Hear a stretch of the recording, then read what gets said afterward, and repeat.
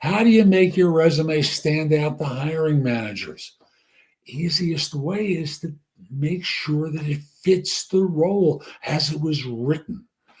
So don't make them read between the lines. Don't make them engage in a big effort in order to move things forward. Instead, make it obvious as though a 6-year-old was reading the resume that you're qualified to do the job that they asked for you to do. And that becomes a great way to stand out. Now, if we're talking about applying for a job through an applicant tracking system as part of this, the way you would do this is make page 1 of your resume your actual cover letter. Why would I do that? Easy.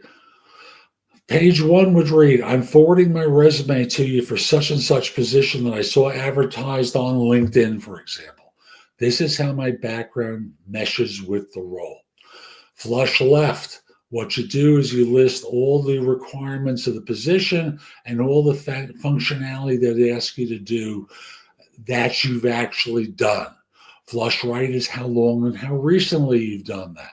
So let's say it was accounting of a specific type. Let's say it was hedge fund accounting.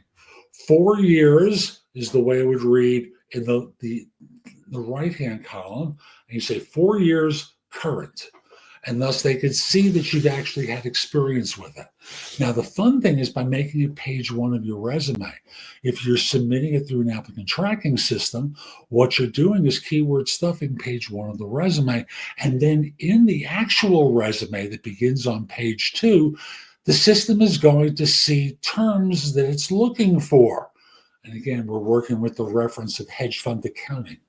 So the idea is you want to give it repetition, and it wants to look frequent. Putting it on page 1 makes it look current. And by having it repeat itself in the body of the resume, it gives it recency and currency, and you're more likely to get asked for